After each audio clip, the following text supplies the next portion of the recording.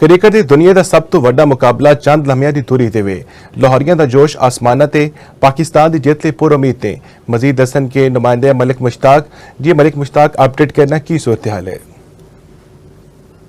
बिल्कुल अज फिर वड्डा टाकरा ते वड्डा match Sri Lanka T20 world cup दे विच अज फिर पाकिस्तान इंडिया दे नाल मैच खेडेगा।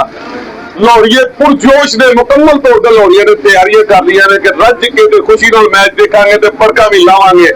लाहौरिये दा आखना है कि जेड़ा टीवी अगे बह के अपना अपना स्टा के कोई पान खांदा है, कोई सिगरेट पींदा है, कोई कुछ भी करदा है, वो अपना सामान जेड़ा ज्यादा लैन लग पे ने इहदा कहना कि फिर 2-3 घंटे 4 घंटे टीवी दे अगों उठना नहीं। मेरे नाल कुछ लोग मौजूद ने जेड़े इत्थे अपना स्टाक लैन आए ने। जी दसना किहनूं सपोर्ट करोगे? ਅੱਜ ਸਾਡੀ ਟੀਮ ਦਾ ਮੁਕਾਬਲਾ ਬੜਾ ਜ਼ਬਰਦਸਤ।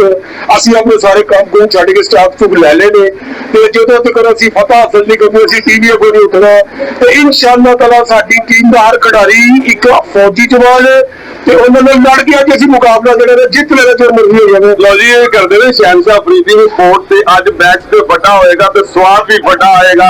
ਪਾਕਿਸਤਾਨੀ ਪੁਰਜੋਸ਼ ਦੇ ਆਖਣਾ ਕਿ ਅਸੀਂ ਨਾ ਸਿਰਫ ਮੈਚ ਦੇਖਾਂਗੇ ਨਾਲ ਜਿੱਤ ਦੇ ਨਾਰੇ ਵੀ ਲਾਵਾਂਗੇ ਤੇ ਅੱਜ ਬਦਲਾ ਵੀ ਲਵਾਂਗੇ। ਪਾਕਿਸਤਾਨ ਜ਼ਿੰਦਾਬਾਦ।